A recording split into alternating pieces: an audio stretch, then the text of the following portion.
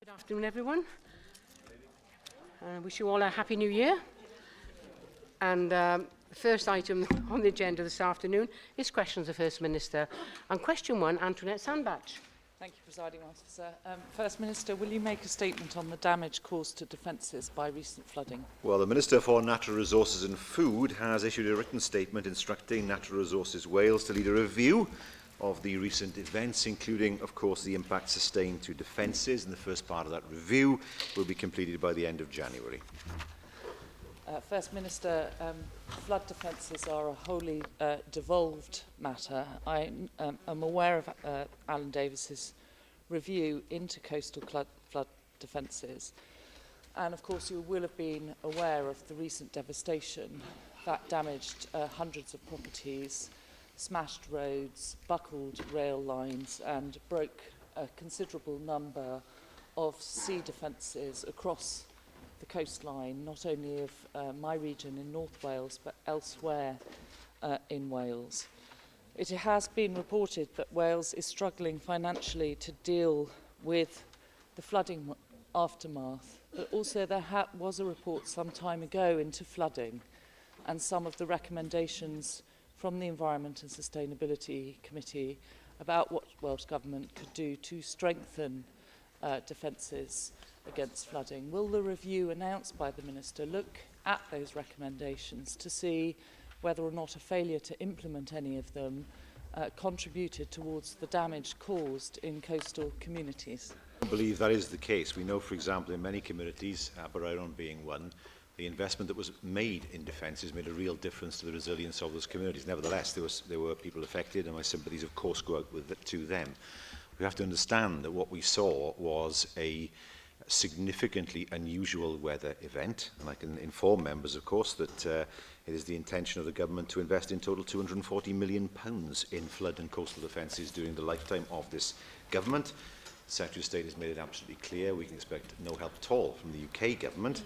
We will, of course, be continuing to invest, and we saw the effect of the investment in many communities that proved to be more resilient. However, it is right to say that in some communities in Wales the storm was so forceful that, of course, we did see some flooding.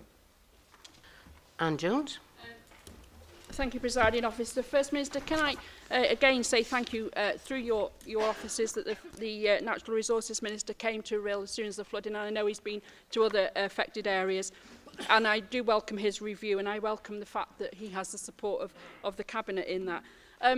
Do you share my disbelief that the Secretary of State for Wales, David Jones, could actually not stand up for Wales by saying that he's not going to fight for additional money for levels of government in Wales that will be affected? And so thereby what he's doing is ignoring not only all the constituents of Wales, but some of his own constituency who were flooded.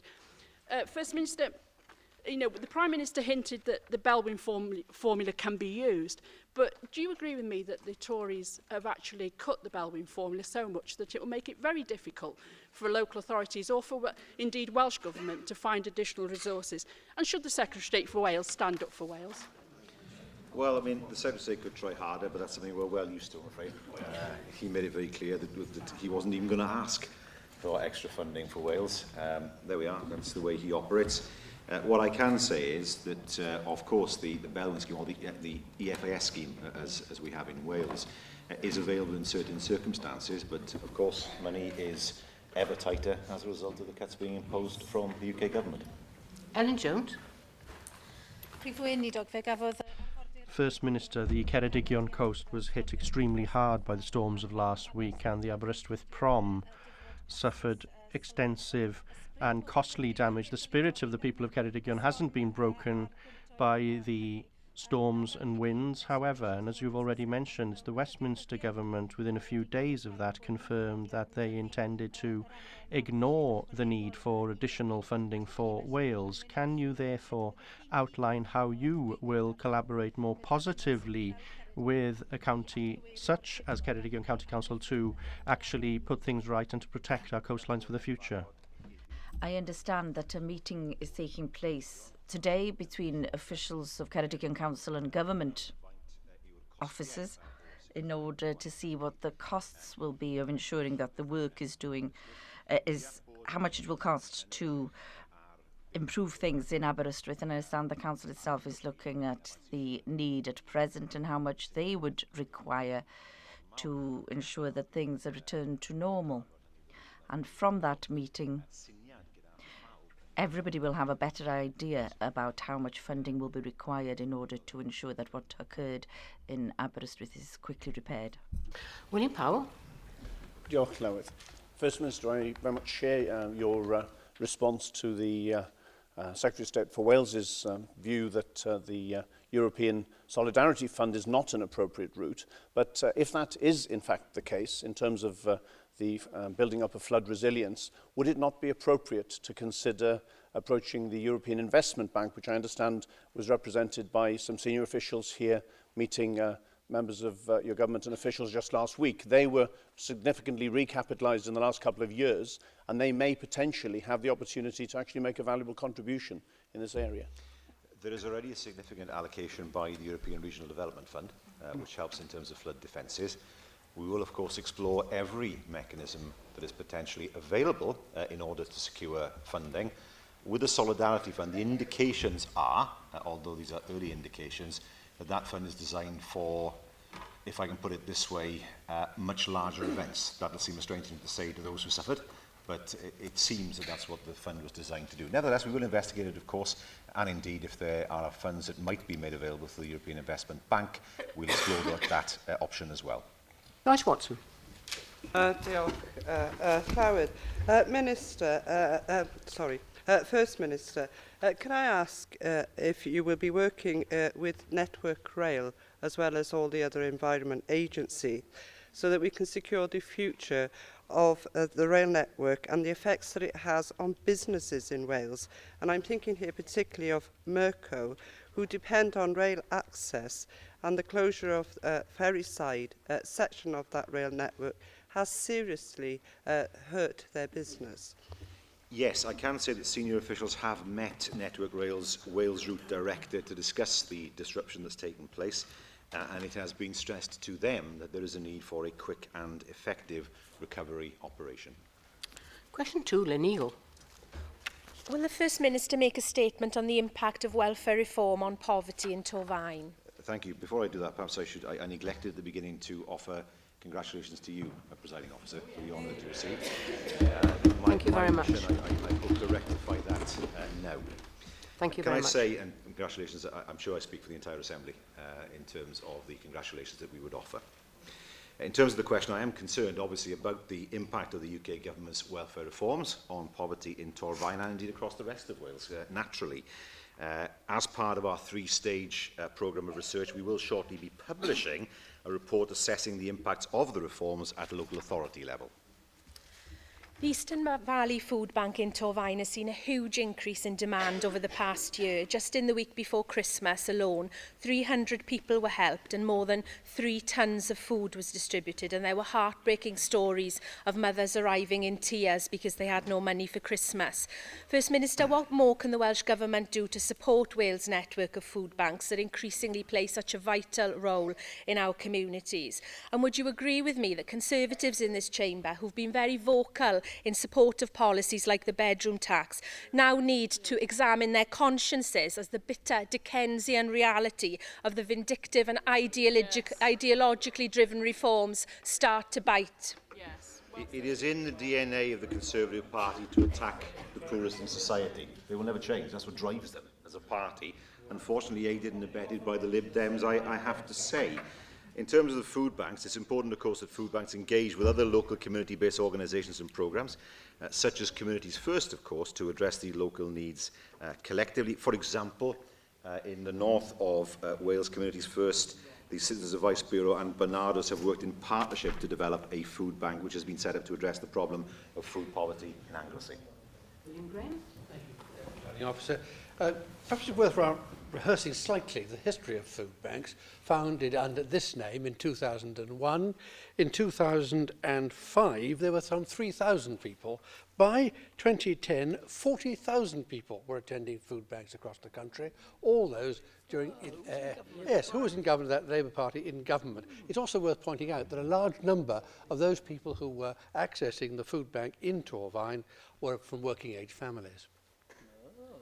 Well, doesn't that tell you that the hammering you're giving to working-age families means that even though they're working hard, they're not earning enough money to earn a living? That's the whole point. When they talk about benefits cuts, when they talk about the bedroom tax, they're hammering people who are working. That's the whole point. I mean, that is possibly the most preposterous, or one of the most preposterous questions I've heard asked in this Assembly. Somehow, it is I don't know what point he's trying to make here. He makes the point that under a government run by his party, people who are working have to go to food banks. And this is something that he is looking to celebrate. The reality is that the reality of Conservative and Lib Dem Britain is that even those people who are in work and working hard are still forced to go to food banks. That is the extent of the battle that is being waged, not against those who are unemployed, but those who are working hard. They just don't care. Alison Davis.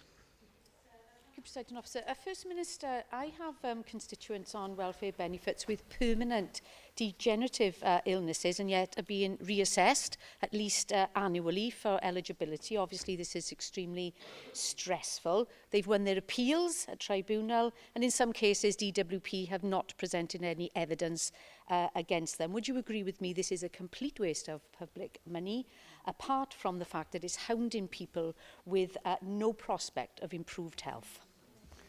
Well, I couldn't agree more with what the member has said. It is quite clear, and I expect the research to show this, that there are people who have illnesses from which they will not recover, illnesses that put them at a permanent disadvantage in terms of getting a job, and yet they are being denied benefits. Surely the benefit system is there, at least to assist people who are not able to work. And what we see is what seems to be a systematic campaign, not just against those of working age but who are unemployed, not just against those who are unable to work because of disability, but against those who are in work but don't earn much money. They are all people who, in the eyes of the Tories and the Lib Dems, are undeserving. Mick Anthony.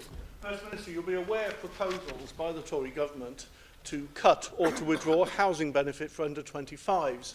In Wales, there are 20,000 under-25s with children will be affected. Torfaen 700. In the Pontypridd constituency, 400 under-25s who now potentially face losing their homes or not being able to feed or heat their children. Does the First Minister agree this is another example of the Tories hitting the poorest and the most vulnerable while the Lib Dems bury their heads in the sand?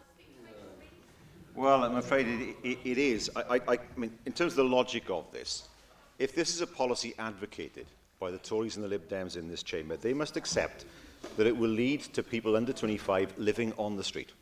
That's what will happen. And if the Lib Dems say rubbish, I tell you what, you have lost every social conscience you ever had, if you think that that is rubbish. If you take support away from under 25s who are unable to get work, they will end up not being able to put a roof over their heads. What sort of party have you become? We now move to questions from the party leaders. And first this afternoon, Leader of the Welsh Liberal Democrats, Kirsty Williams. Thank you very much, Presiding Officer. And can I, on behalf of my group, also congratulate you on your inclusion in the New Year's Honours List. It's a source of great pride, I'm sure, to all of us that you should be honoured in such a way. First Minister, year on year, the number of apprenticeships in Wales has declined. Your own government statistics show that they have plummeted by a third over the last 5 years. Will you resolve that by the end of this year, the long-term decline of apprenticeships in Wales under your leadership will be reversed? Let's look at the issue of apprenticeships first of all and deal particularly with Jobs Growth Wales. The most successful scheme of its kind anywhere, I would argue, in Europe, where out of 10,000 jobs that have been, opportunities that have been created, over 8,000 of them have been filled. That is an extremely successful scheme. And where else do we see evidence of its success? The fact that the unemployment rate for those between 18 and 24 in Wales is significantly lower than the UK average. It is 16.9% in Wales. The UK average is 19.1%. If you match that together with schemes like the increased apprenticeship offer, with the apprenticeship matching scheme, with pathways to apprenticeships, with shared apprenticeships, with the Young Recruits programme, take all those together with Jobs Growth Wales and you see the real difference it makes to the unemployment rate amongst those between 18 and 24. First Minister, in 2007 there were over 53,000 apprenticeships offered in Wales. By 2012 that had dropped to under 40,000. But First Minister, at the start of the year Record number of people are waiting longer than they should for treatment on the Welsh NHS. 13,000 people are waiting more than 6 months to start their treatment. Will you resolve that by the end of this year, you will hit your own government's target to ensure that nobody waits that long? I wonder if she's included Jobs Growth Wales in the statistics. It'd be interesting to see that, because or do they not count that as an apprenticeship scheme of any kind? The reality of the situation is that when it comes to the economy, those targets are being exceeded. It is true that the targets are being moved towards in health, in the opposite direction. We know this is happening in England, and we know, of course, what's been put in place in terms of education to improve the education system. If you look at the Welsh economy, we are doing better than the UK average. Unemployment has come down faster than anywhere else. Youth unemployment in 18 and 24 is much below the UK average, and it shows that despite the economic folly of the UK government, the Welsh government is helping to make sure that young people get opportunities they deserve. At the start of this year, more than a quarter of local education authorities in Wales are in special measures, and last month's PISA results showed us going backwards compared to our international competitors. First Minister, as we've seen this afternoon, I suspect there won't be a lot of agreement between us this year, but can you agree with me on this, that 2014 should be the year that we resolve that Wales can do better than this, that Wales is better than this? And will you outline today what new actions your government will take this year to deliver for Welsh pupils, for Welsh patients and for the economy? Well, I think the leader of the Lib Dems does herself a disservice when she says we won't agree on much. Certainly, we'd always look to work with other parties where we can. But you only have to see what's been done in education, what's been put in place, particularly with the National Literacy and Numeracy programme. If you look at it, for example, health, where the statistics are generally moving in the right direction. Look at cancer waiting times, for example, are the same as in England. Yes. There's no difference. They are pretty much identical. We know that improvements have happened in terms of ambulance response times. There's still some work to go to build on, and that much I understand. And of course, it will take time for the programme that was outlined by the previous Education Minister, taken forward by the current Education Minister, to have the greatest effect. But we do know, of course, that when it comes to education, local education authorities are the deliverers. And they cannot escape responsibility for education within their own communities. And I look forward, of course, to any suggestions or any views the Williams Commission might have on this issue.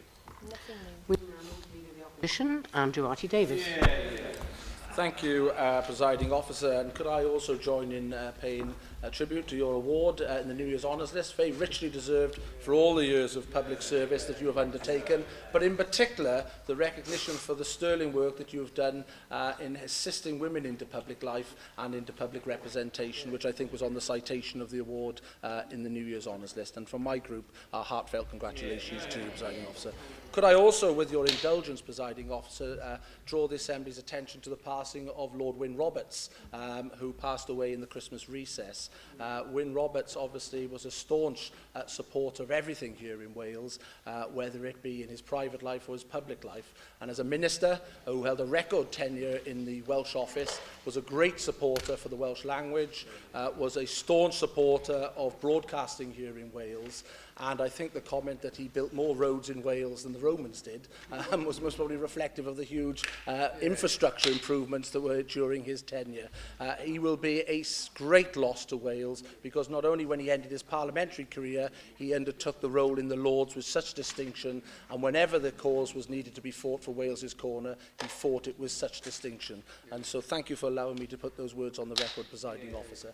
First Minister, during the Christmas recess, your Education Minister, in a newspaper interview, apologised for the state and standards of education here in Wales. Would you join him in making that apology? I think you miss out on the fact that he has made it very, very clear that the plans we have in place to improve education are robust, and we will see that improvement taken forward in the future.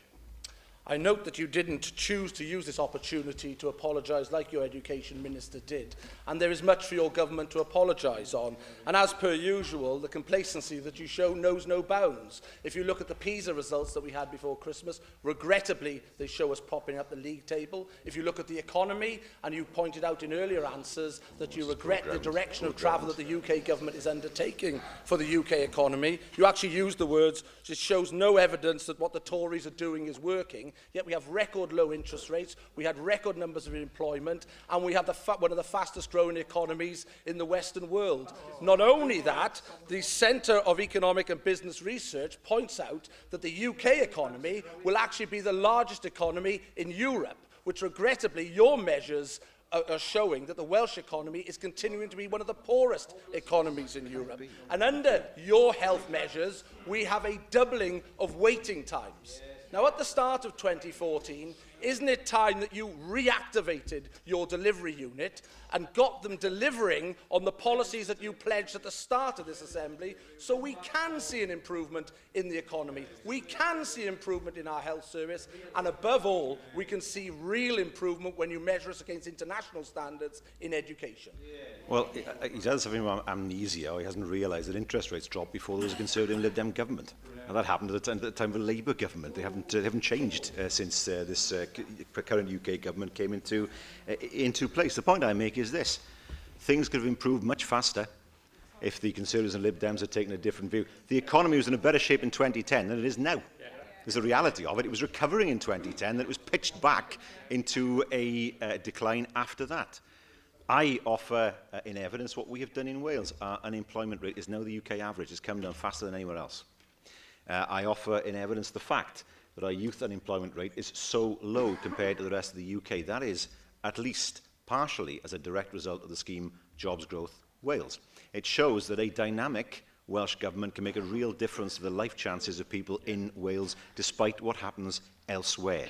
When we look at health, we know it's going in the right direction. We look at England and we see things going in the wrong direction. There was an innovations fund that was announced in England. We have one in Wales. It was scrapped, 50 million, disappeared, down the tubes. Nothing happened as a result of it. We see nurses sacked in England. We see the figures in terms of waiting times going the other way. That's not to deny the challenges we face in Wales, of course, but at least we're honest about them, unlike his government in London.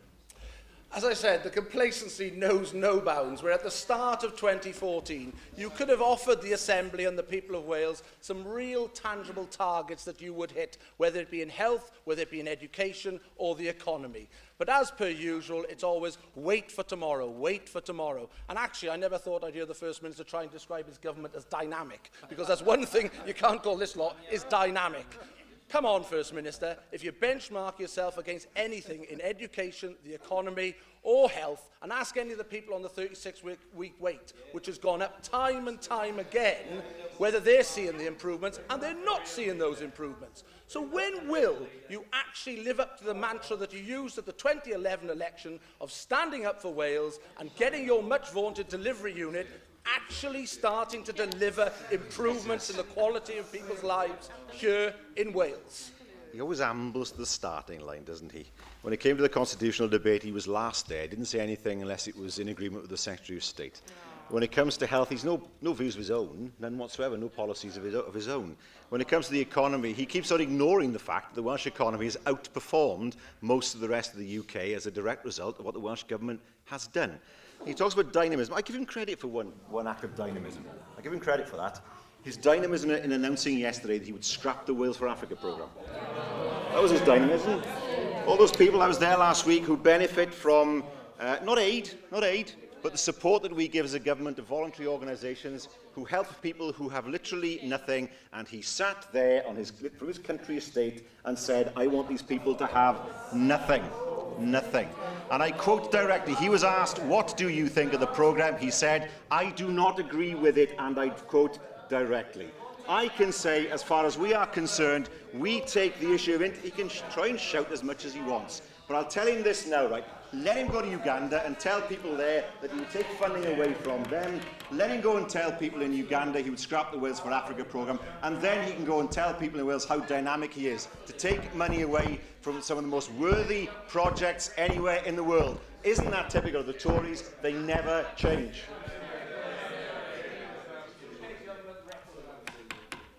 We now move to the Leader of Plaid Cymru, Liam Wood. Diolch llawer, a blwyddyn newydd dda I chi gyd. Thank you, Presiding Officer, and Happy New Year to all. Pleased to be recognised for your work and in particular your extensive work on women in public life. First Minister, yesterday my party launched a far-reaching consultation boosting doctor recruitment in the Welsh NHS. We've outlined plans for international recruitment as well as retaining homegrown medical students. Can you please tell us, when did your government abandon aspirations to increase doctor numbers in the Welsh NHS? Months ago. I mean, I saw the proposals put forward by Plaid Cymru. I would have several questions, I suppose. Recruitment of 1,000 doctors, why 1,000? Where's that figure from? In recruiting 100 doctors from abroad, as if this hasn't been happening. The Welsh NHS has been recruiting doctors from abroad for more than 50 years. So how is this something quite new? There will be a quota anyway of doctors who would have to speak Welsh. So that would affect recruitment, no doubt about that. This will all be paid for, I assume, by the pop tax. So the message would be keep drinking pop to get more doctors, which is something I don't quite understand either. The reality is that doctors aren't attracted by the issue of having their fees, their student fees paid. What they want is training opportunities. And if the hospitals don't offer the right level of training opportunities, the doctors will not come here and they will not stay here. Before you train new medics, you need the consultants in place to train them. The consultants will only come to hospitals where they feel they can get the practice that they need. Trainees will only go to hospitals where they feel there's a throughput of cases that will enable them to be properly trained, and those are the main factors that doctors will look at. So it's a policy proposal. It's something that can be debated, but there are several issues I would question in terms of how effective it might be, particularly the sudden realisation that the NHS in Wales should recruit from abroad, which is something it's been doing for many, many years. That was an interesting ramble, First Minister. But your comments clearly show, right, that the drinks levy, your comments on the sugared drinks levy show clearly that you don't understand how taxes on consumption of harmful goods can actually reduce consumption. Alcohol and tobacco are case in point. Indeed, I very much welcome the member for Pontypridd's support in principle for a sugared drinks levy. First Minister, today your superiors in Westminster have raised concerns about the shortage of doctors in the English NHS. And of course, the state of the English NHS is something that you do comment upon frequently here in this chamber. Data has been published today showing that locum costs in A&E departments in England have gone up by 60% in 3 years. Can you please tell us the costs of locum doctors to the Welsh NHS? Well, first of all, let's talk about she said, I don't understand the way this tax would operate. If you tax a particular product and you then hypothecate that tax for a particular purpose, you either have to make sure consumption stays at the same level to finance what you're trying to do, or consumption drops and then your revenue drops, in which case you can't fund as many doctors as you want. That is the way it works. If you look at the way that the so-called sin taxes operate at the UK level, yes, of course, they're punitive taxes on alcohol and tobacco, but they're not actually hypothecated for a particular purpose. The idea is to raise revenue, yes, but also to reduce consumption. If you're saying you want to reduce consumption of fizzy drinks by taxing them, you will eventually reduce the revenue you have to pay for these doctors. That's just simple economics, it seems to me. I mean, how she doesn't understand that, I do not know. When it comes to locums, the NHS in Wales has relied, particularly on A&E, on locums probably for many, many, many years.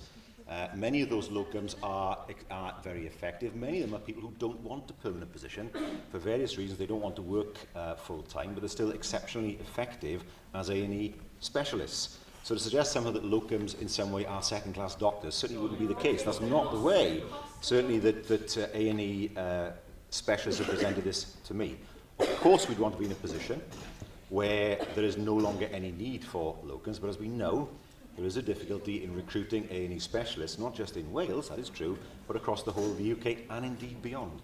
Reducing the need for locums is precisely one of the aims of our policy proposals, First Minister. But it was obviously far too much for us to expect a straight answer from you in the new year. Plaid Cymru is absolutely clear that we need to recruit more doctors to the Welsh NHS, something you appear to be in denial about. We need to reduce locum costs as well. Labour's UK health spokesperson says today that the same needs to happen in England. Are we both engaging in fantasy politics, First Minister?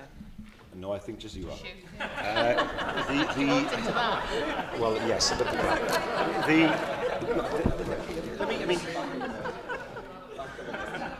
she accuses me of not answering the question. That's her prerogative. But there are questions. It's not her job to answer questions, I understand that. But in general, in the public, she has questions to answer about her own policy. 1,000 doctors. Well, that seems to have been plucked from thin air. I don't know where that comes from. Which specialisms?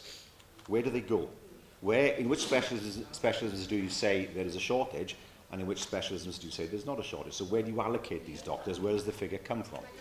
You would recruit, well, I mean, no, you would recruit 100 doctors from abroad, as if this has not already happened or isn't being done. I can tell you that every health trust, every LHB in Wales is recruiting from abroad already. It isn't the case that there is a pool of doctors out there that you can recruit at the drop of a hat. Not even money will do it. Because what they're looking for is the opportunity to get a throughput of cases that will provide them for the level of training they need in order to keep up their professional competence. Every single consultant I have ever spoken to says that. Now, I say this not trying to start a political argument, but I think these are questions that need to be addressed in order for us to understand how you say this policy would work. Now, you say to me that we are complacent about this. We started a medical recruitment campaign some months ago. We have recruited more doctors. We know that the staffing rate in Wales is at roughly 96% of where it should be. But certainly it's the case that LHBs have been looking to recruit. They've been looking to recruit from abroad. That much is true, and they've done that for many, many years. But the one thing that it always comes back to me from the medics is this. We cannot recruit, well, consultants first of all, you can't actually bring in trainees unless you've got somebody to teach them. Consultants will not arrive unless they feel that the hospitals in Wales can offer opportunities for them. And the trainees will not stay in hospitals in Wales unless they feel the training opportunities are there. It's nothing to do with money, it's to do with providing those opportunities. We now move back to questions on the paper. And question 3, Anne Jones. Thank you. Will the First Minister outline his priorities for improving opportunities for children and young people in the Vale of Clwyd for 2014, please? Yes, they're set out in the programme for government. We know that earlier identification and intervention is key, and it's for this reason that we're making significant investments through our Families First and Flying Start programme. Thank you very much for that answer, First Minister. I wanted to congratulate you on that early intervention and to say that I think that that's the right way forward. But I wanted to also talk about the number of youngsters who enter the youth justice system. Many of whom I think do so for a variety of reasons, often the conditions that are being forced upon them in lack of services and lack of a real worth, such as the ending of the Future Jobs Fund, but hopefully now Jobs Growth Wales is giving them something to think about.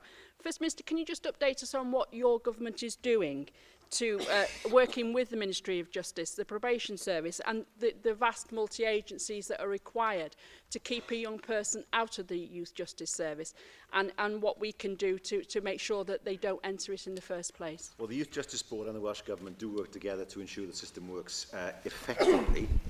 At the moment, we're currently, of course, developing a new youth justice strategy, and a white paper is being drafted on proposals to improve services for young people in the youth justice system. But clearly, as justice is not devolved, we seek to work very closely, and that has happened, with the non-devolved agencies in order to ensure that we have a coherent approach. Mark Isherwood. Thank you. Well, as recently as yesterday, concern was raised with me that the life chances of young people in Rhyl are being damaged by the Welsh Government's failure to reach a decision on grant funding for the successor to Rhyl Youth Action Group. I know this has become highly personalised, but will the Welsh Government take control and reach a decision because of the impact this is having on young people alongside the loss of other grant funding and tenants in the building concerned? Well, these are difficult financial times. I will write to the member with regard to the Real Action Group, but with regard to his suggestion that somehow life chances are being deprived to young people in Real, I've already mentioned Jobs Growth Wales, I won't mention it in any detail, but of course it's also the case that we've kept the education maintenance allowances. They have offered so many young people the chance to stay in college, a chance that is not available to them elsewhere in the UK. Question for Leighton Andrews. First Minister make a statement on Welsh Government plans to commemorate the First World War. Well, I was pleased to launch the programme, Cymru'n Cofio, last October. My advisor, Professor Sir Diane Hopkin, continues to work with officials and stakeholders to develop further the programme for the commemoration of the centenary of the beginning of the First World War this year. Can I tell the First Minister that plans are well underway now in the Rhondda to mark the engagement of people of the Rhondda in the First World War? Can I urge him to ensure that the emphasis is always on commemoration and not celebration? And would he agree with me that no politician, whether in Wales or in the UK, should seek to hijack the commemoration of the First World War for political purposes? Yes, I do. I very much agree that the purpose should be commemoration.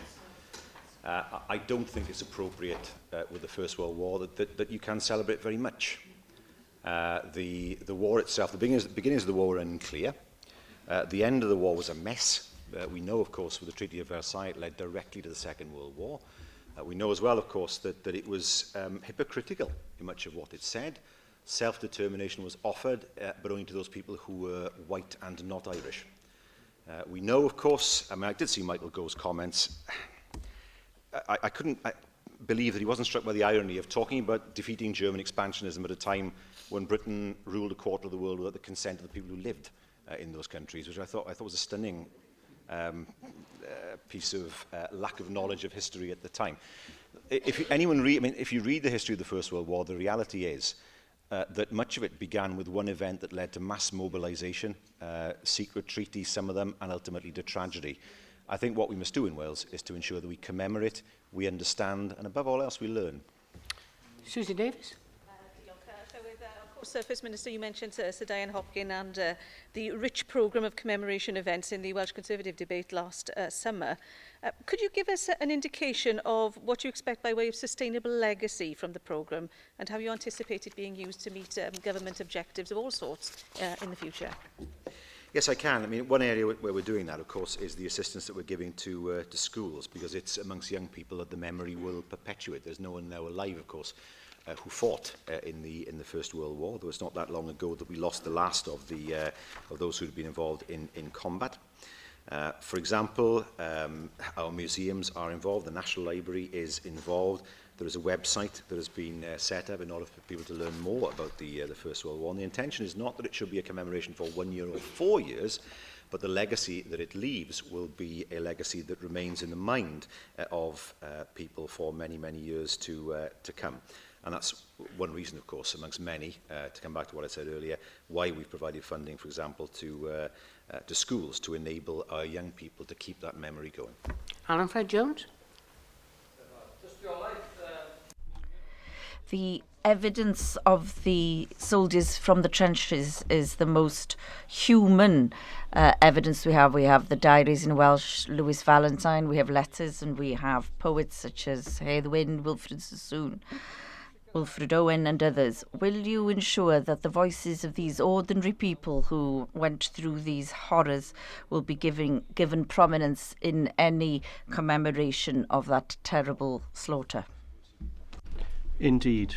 What's important is that we understand the experience not only of those in Flanders and in France and in other nations, but to understand the experiences of those who stayed at home, knowing nothing about their brothers, husbands, sons who were away fighting in France, and also to understand what the impact of the First World War was on society once the war itself actually came to an end. So the aim of Cymru'n Cofio is to understand the experiences of ordinary people and not to look at this in the context of what nations were doing, but we were looking at the experiences of people and understanding what it was like at the time and what the legacy was of that terrible event. Question 5, William Graham.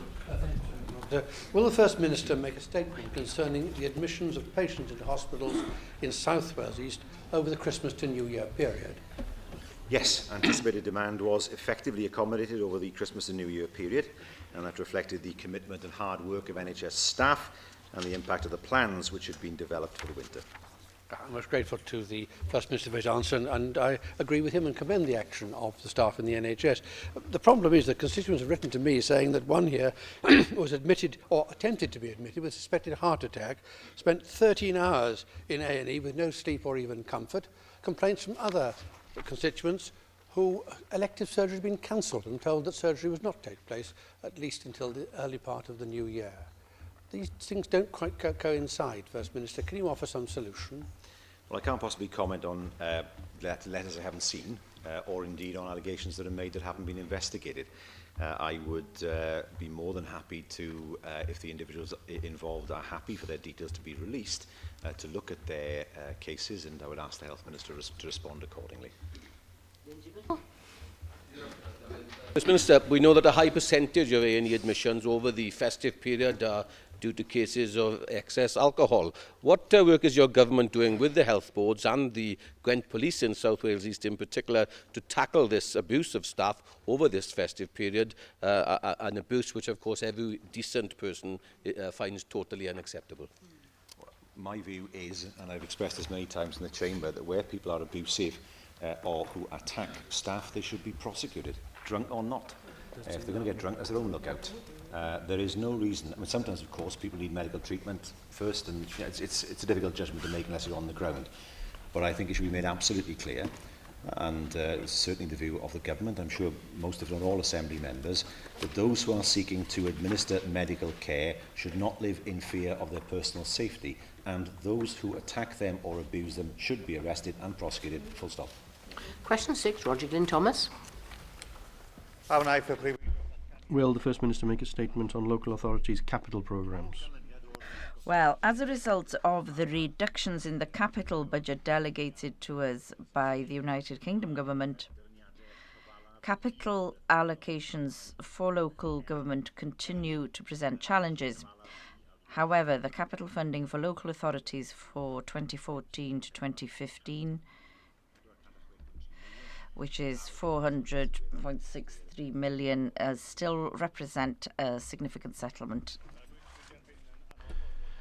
I fully accept that there is huge pressures on these budgets because of the cuts imposed by the coalition in Westminster, First Minister, but again, as you've noted, there are significant sums of money available for these capital programmes. In his report on the capital programme for 2013-14, Carmarthenshire County Council acknowledges that there has been an underspend of £4.3 million. Has the Welsh Government carried out any assessment of underspend in the capital programmes of local authorities in Wales?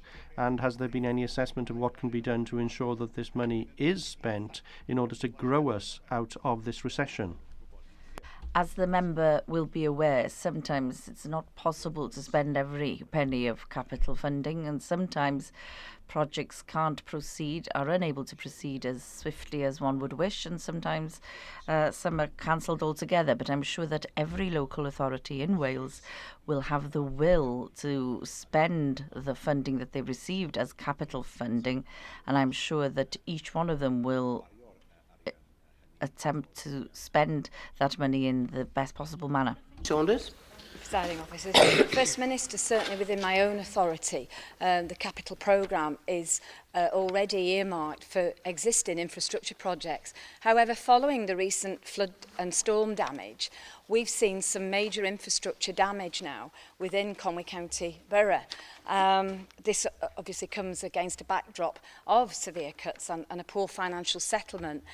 Can I ask, as my colleague has rightly pointed out, this is a devolved issue. Can I ask, First Minister, that you will actually allow for some emergency funding for my own authority of Conwy, who have actually suffered damage now to large parts of their infrastructure, to the tune of several £1 million. Sorry? Yes. So First Minister, will you commit to supporting Conwy County Borough Council as they face several £1 million worth of damage now within infrastructure as a result of the storm damage? Could I say that the member puts up a good case for her area? It's a shame the Secretary of State wasn't quite as strong as the member herself.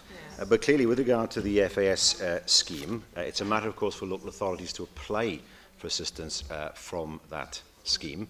An assessment has to be made first, of course, of the damage that has occurred. I understand that in terms of Conwy, that an assessment is being made of the situation at Kinmel Bay, the Conwy County Borough, that is, of course, and also whether there would be a need for such an application in the future. But, of course, as a matter of principle, such an application is possible. It would then have to be considered very carefully. Question 7, Rebecca Evans. What is the Welsh Government doing to support and promote sport in Wales? Well, one of our aims is to increase rates of participation in sport across Wales for all ages, for both genders and, of course, for all social groups. And our work programme is being delivered via Sport Wales. Thank you, First Minister. I'm sure that you share my disappointment at the continuing impasse between the WRU and the regions in Wales. Do you join me in urging a speedy resolution by both parties in the interest of our national game, our international standing in the game and the growth and development of the game here in Wales? Yes, I do, and I've done just that. I wrote to the parties involved and urged them to come to a conclusion as swiftly as possible, because ultimately, of course, those who are losing out are the fans and the players. That uncertainty does nobody any good as far as the future is concerned, and it is important that there is a settlement as quickly as possible. Mohammed Ashgar. Madam Presiding Officer, First Minister, Sport Wales' recent school sports survey revealed almost 50% increase in number of Welsh children taking regular parts in sport and physical activities. It's a good news. However, boys remain more likely than girls to regularly participate in sports by some 8%. What is the Welsh Government doing to encourage more girls to participate in sports, particularly those from ethnic minorities where clothing is a religious and cultural issue? Thank you. The member refers to an issue that's been a problem for some years, the tendency of girls to drop out of physical activity in their teens, particularly, and the tendency of more boys, although it's not universal with boys as well, to keep on playing sport. Work has been done, of course, with Sport Wales in order to assess how this might be addressed. What's important as well, of course, is that those role models in terms of sportswomen in Wales are illustrated to young girls in particular to see how important it is to carry on going in order to see what success can be achieved. Most people, of course, will never reach that level, but it's important that people aim for that success in order to keep on with their physical education. But I know this is an issue that certainly is very much in the minds of Sport Wales and very much in the minds of schools. Bethan Jenkins.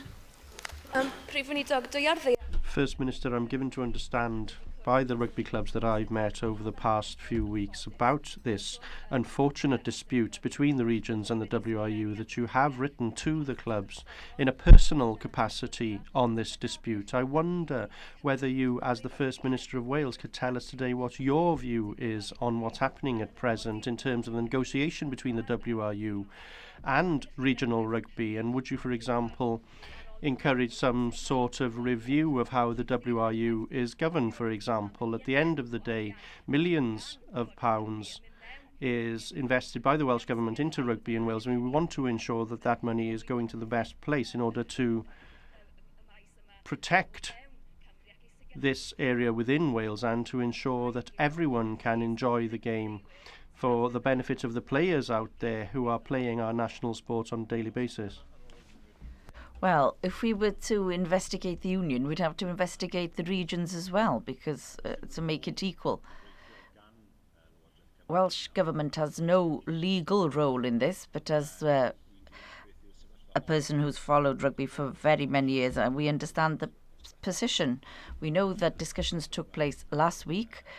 We would now like to see them reaching an agreement long, so, well, at least before the end of the month, so that we can give a guarantee not only to the union and the regions, but the clubs too. They're being affected, and for all the supporters and all the players. And it's exceptionally important, of course, that an agreement is made within Wales. I don't believe that some organisations out with Wales are actually thinking about the benefit of the game or the good of the game in Wales. We have to be careful in looking at that.